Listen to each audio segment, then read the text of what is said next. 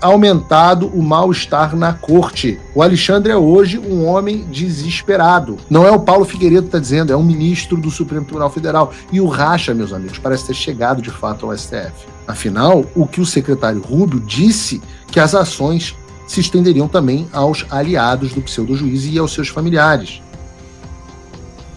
O Fux foi inteligente.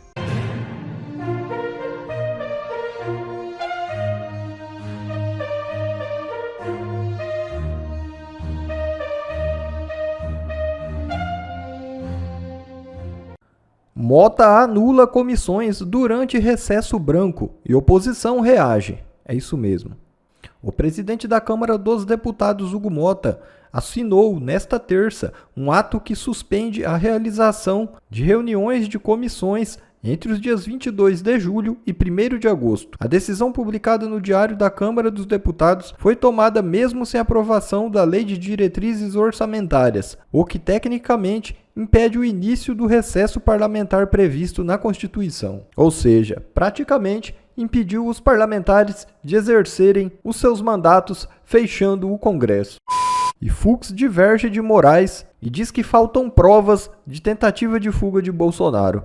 É isso mesmo. A primeira turma do Supremo Tribunal Federal confirmou por 4-1 as medidas cautelares impostas ao ex-presidente Jair Bolsonaro pelo ministro Alexandre de Moraes. O único voto contrário foi do ministro Luiz Fux, que considerou as restrições desproporcionais e apontou a ausência de provas concretas de uma tentativa de fuga. E vejam as ações do Alexandre, que eu digo a vocês, eu afirmo aqui a vocês, que segundo interlocutores que eu tenho, tem aumentado o mal-estar na corte. O Alexandre é hoje um homem desesperado. Ele é um homem desesperado. Ele passa para vocês que não é um homem desesperado, mas ele é. Mas eu estava falando aqui que o Alexandre, ao mesmo tempo em que dobra a aposta, ele nos ajuda a demonstrar que ele está para os brasileiros. Os americanos já estão convencidos que o pseudo-juiz é um psicopata que está disposto a afundar junto com o barco. Mas nós temos também a questão dos ministros do Supremo Tribunal Federal. E esses talvez estejam menos propensos a afundarem com ele. Há algum tempo poderia parecer até improvável que dentro da Suprema Corte do Brasil houvesse divergência contra as ações do Alexandre. O máximo que se esperava é que o André Mendonça, ou ainda menos provável que o Cássio Nunes, abrissem alguma divergência contra alguma ação do Alexandre de Moraes. Isso tudo no plenário, porque na primeira turma do Supremo, onde o Bolsonaro está sendo julgado, era tudo até agora decidido por unanimidade. E eu disse que era porque ontem essa unanimidade foi pela primeira vez quebrada. Um ministro do Supremo Tribunal Federal acabou de desembarcar do navio do Alexandre, talvez porque esteja vendo o iceberg à frente e ele queira salvar a própria pele. E eu falo, é claro, do ministro Luiz Fux. Ou seja, segundo Fux, a decisão é ilegal, é inconstitucional.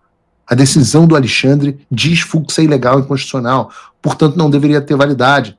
Não é o Paulo Figueiredo que está dizendo, é um ministro do Supremo Tribunal Federal. E o racha, meus amigos, parece ter chegado de fato ao STF.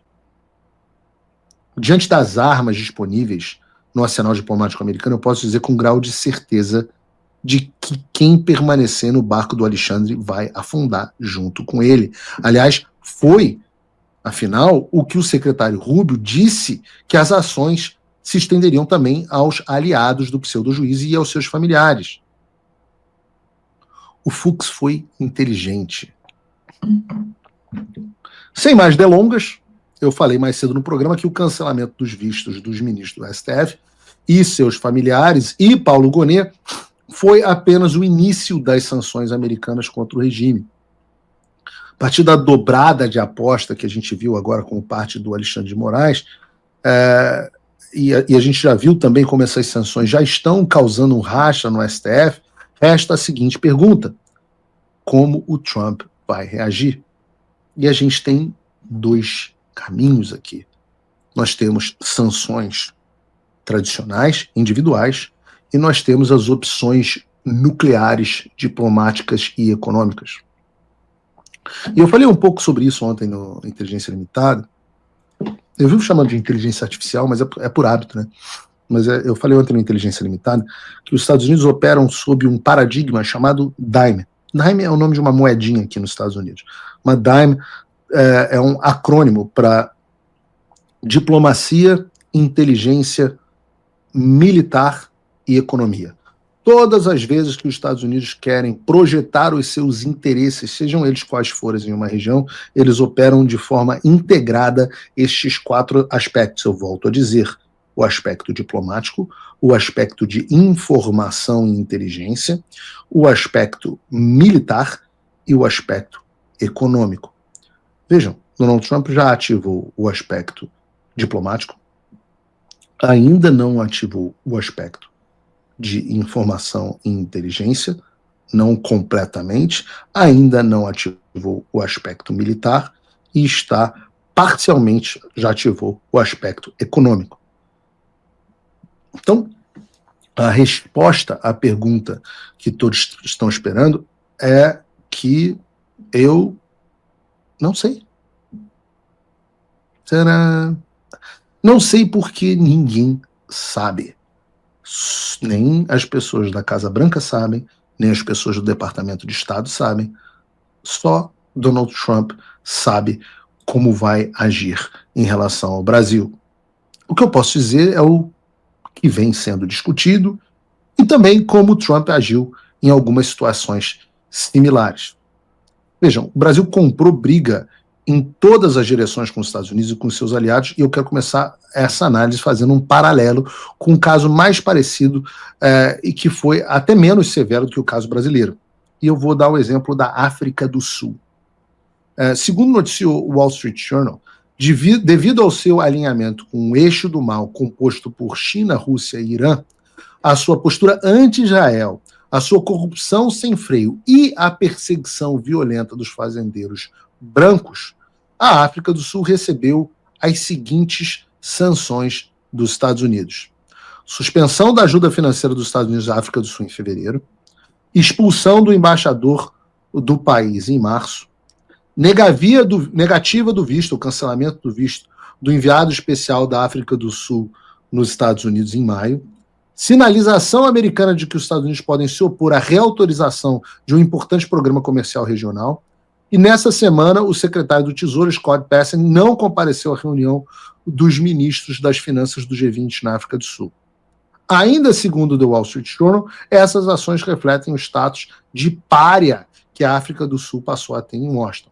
Isso foi o que aconteceu com um país infinitamente menos importante, um dos membros do BRICS, né, menos importante em termos econômicos, diplomáticos e estratégicos que o Brasil. E se assim foi com a África do Sul, o Brasil também se tornou um pária em Washington.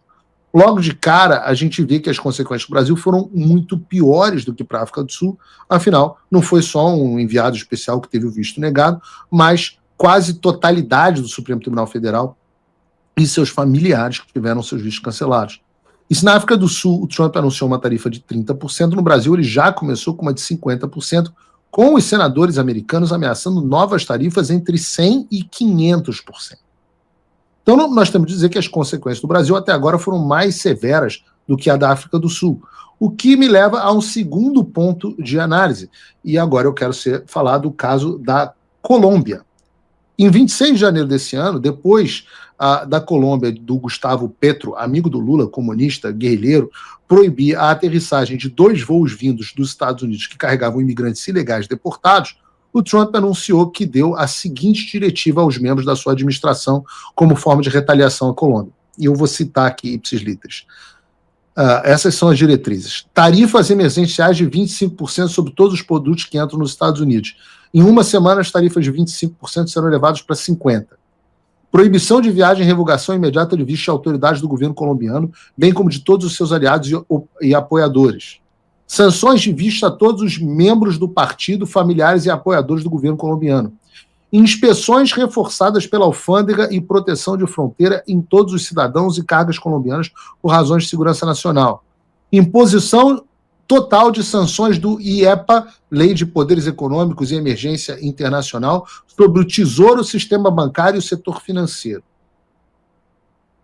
Vejam, esse último é muito grave. Então, mas vejam, por causa de 2 aviõezinhos que não puderam pousar na Colômbia, o Trump ameaçou a imposição de todas essas sanções que eu listei aqui agora. Agora, imagina você, se o Trump fez isso por causa de 2 aviões americanos, o que ele vai fazer com o regime ditatorial que está perseguindo cidadãos e empresas americanas, que basicamente rotulou os Estados Unidos como inimigo declarado? Se você for pegar a lista do Trump para o Petro, o Brasil já começou com um dobro de tarifa, 50%. E no Brasil começou em 50%, o Lindsey Graham, que é um importante senador aqui, diz que pode ir até 500%. A proibição de viagem e revogação imediata dos vistos da autoridade também já aconteceu. Aconteceu para o Supremo, aconteceu para a PGR. Restam, então, sanções de visto a todos os membros do braço político do regime, bem com os seus familiares e apoiadores, alô Polícia Federal, alô funcionários do TSE, alô pessoas ligadas ao PT, a inspeção reforçada em todos os cidadãos e cargos brasileiros que tentem entrar nos Estados Unidos, alô você que está querendo viajar para os Estados Unidos, e a imposição de sanções econômicas, bancárias e financeiras através do AIPA, do IEPA, ou da lei Magnitsky. E eu volto a repetir aqui, essas foram as opções ventiladas por causa de 2 aviõezinhos. E o que eu tenho ouvido aqui nos Estados Unidos é assustador. O que eu posso dizer a vocês, que é a minha aposta, Paulo, eu fiz essa aposta ontem no Inteligência Limitada, é que o próximo passo que nós teremos serão, e até onde eu sei está muito em breve, eu continuo insistindo, e eu acho que eu errei pouco até agora, e operação do chat, mas vamos lá. A minha aposta até agora é que o Alexandre de Moraes sofrerá sanções Magnitsky no futuro próximo. Essas sanções podem ou não, num primeiro momento, serem acompanhadas das sanções ao escritório da Viviane Barça de Moraes, que é a esposa do Alexandre de Moraes. Podem ou não. Vamos ver o que eles vão fazer. Minha aposta é sanções ao Alexandre, acompanhadas, pelo menos não necessariamente no primeiro momento, mas logo em seguida, na Viviane Barça de Moraes. A partir daí, vai se aguardar a resposta do regime brasileiro. O que nós sabemos sobre a resposta do regime brasileiro? Que o Alexandre vai dobrar a aposta e reagirá com truculência, mas ele está ficando sem opções, e que o Lula fará cagadas diplomáticas. Se isso continuar escalando, nós teremos gradualmente outros ministros sendo alvo de sanções Magnitsky. Paulo Gonet não é ministro, mas seria um ótimo candidato. Eu diria que logo em seguida viria o presidente da corte, o ministro Barroso. Eu diria que logo em seguida viria o decano da corte, Gilmar Mendes. Todos eles com os seus familiares. Mas vejam, eu falei sobre a doutrina Daim aqui. Então, essas ainda são ações no campo diplomático e econômico. Mas há muitas outras que podem ser feitas. Por exemplo, sanções aos bancos brasileiros, sanções relacionadas a pesquisas, sanções relacionadas a comércio, embargos a empresas brasileiras, restrições do Brasil a determinadas linhas de crédito internacional, restrições do Brasil a determinados privilégios do sistema financeiro internacional. O que eu quero dizer com isso é que esse é o caso onde a floresta inteira vai queimar. Então eu digo a vocês, com dor no coração, que nós estamos em um ponto de decisão para o país. Nós estamos no ponto de decidir para onde vamos. E eu acho que a elite do Brasil ainda está muito tardia em entender os meios de ação que dispõem os Estados Unidos da América. Então eu faço um apelo às elites e autoridades brasileiras. O que está por vir, seja lá o que for, a floresta inteira queimada pode ser evitada. eu estou mais do que disposto a impedir que a floresta queime. Para isso, vocês precisam dar o primeiro passo. É só o primeiro. Não estou dizendo que vai resolver. É o primeiro passo para sentar na mesa de negociação. É o seu. Se você joga pôquer, na maioria dos torneios de pôquer, para você sentar na mesa, você tem que comprar um cacife. Se você quer comprar o cacife para sua embaixadora parar de tomar porta na cara, e para você sentar, e eu faço questão de fazer isso pessoalmente, se você quer comprar o cacife, você senta na mesa aprovando, deixando que o Congresso aprove uma anistia ampla, geral e restrita. Esse é um ótimo primeiro passo. Um segundo passo é uma legislação que garanta a liberdade de expressão, especialmente online. Eu chamo de Bill of Rights online. Né? Um Bill of Rights, uma carta dos direitos da liberdade de expressão online, que é algo que reverta a decisão esquizofrênica do Supremo Tribunal Federal sobre o Marco Civil da Internet. E o terceiro item, que é inevitável, é a responsabilização dos agentes públicos que abusaram do poder. E neste caso, nós achamos que pode ser que o caminho seja utilizar o Alexandre como um bode expiatório. Sim, é verdade, ele não agiu sozinho. Sim, é verdade. O ministro Fux deveria, por direito, ter tido seu visto cancelado. Mas a gente resolveu dar um voto de bondade a ele, um voto de boa fé. E ele agiu, comprovando que nosso voto de boa fé estava na direção correta. Mas a verdade é que quase todos os outros ministros têm razões para serem sancionados de uma forma ou de outra. Eu digo aos senhores, e vou repetir, as ações, as opções que estão na mesa contra o regime que eu tenho ouvido são assustadoras, a ponto de fazer com que a lei Magnitsky deixe saudade. E eu não sei o que o presidente Trump fará.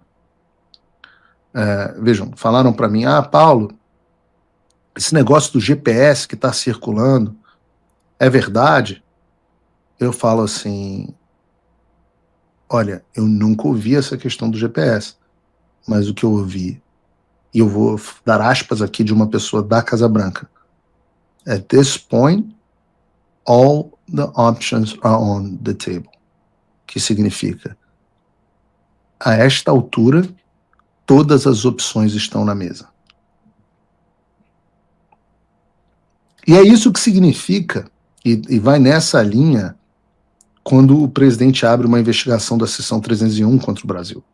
Eu não tive muito tempo de abordar na semana passada. Mas essa investigação traz espaço para o presidente aplicar tarifas adicionais, restrição até a proibição de certos produtos pelo Brasil, o famoso embargo. O Brasil fica proibido de comprar certos produtos. Como é que os Estados Unidos fazem isso? Eles fazem assim, qualquer país que comprar, que vender este e esse produto ao Brasil sofrerá tais consequências. É o que eles fazem com Cuba. Suspensão de benefícios ou concessões ou benefícios comerciais, como, por exemplo, a isenção ou redução de tarifas a certos produtos, revogação de privilégio de empresas brasileiras operando no mercado americano, e tem muito mais. Então a escolha que tem que ser feita é: vão continuar sustentando o Alexandre, impedindo as ações necessárias ao restabelecimento da democracia brasileira? E aqui eu me refiro a dois que podem muito bem serem sancionados, que são o presidente do Senado, Davi Alcolumbre, e o presidente da Câmara, Hugo Mota. E eu espero que eles escolham o lado certo. Há uma última oportunidade para que todos os senhores escolham o lado certo. Alexandre de Moraes não pode sequestrar o Brasil. Não somos nós chantageando o Brasil. Alexandre está chantageando o Brasil. Nós estamos pedindo a libertação. Ora, um lado está pedindo a liberdade, o outro lado está pedindo a perseguição, que os senhores sabem que é ilegal e absurda. O Brasil inteiro sabe que é ilegal e absurda. Então agora a gente está no ponto de bifurcação. Ponto de bifurcação. De um lado é o lado de venezuelizar o Brasil, e o outro lado é o lado do Brasil continuar sendo o Brasil. Vamos ser sinceros. O Brasil vai continuar sendo o Brasil. Vai continuar tendo a putaria do cacete, vai continuar tendo centrão, vai continuar tendo establishment, vai continuar tendo escritório de ministro ganhando 50 milhões, faturando 50 milhões por mês, vai ter Gilmar Palusa, vai continuar essa sacanagem, o Lula vai continuar aí fazendo tudo isso, são aprimoramentos. O Brasil não vai resolver esse tipo de coisa. Mas o Brasil precisa ter liberdade para se aprimorar. O Brasil não pode ser sequestrado por uma pessoa. O que eu, Paulo, tenho a oferecer a vocês, e eu estou junto nessa, é sangue, suor e lágrimas. E eu posso dizer o que tem sido um dos meus lemas nessa luta. Vocês podem até nos impedir de salvar o Brasil. Mas caso nós não consigamos proteger a nossa nação da tirania que nela se estabeleceu, tenham certeza absoluta de que nós a vingaremos. O que eu quero dizer com isso é que eu não gostaria de ter que queimar a floresta. Mas eu não vou ficar chateado se queimar, não. E a floresta é todo o establishment.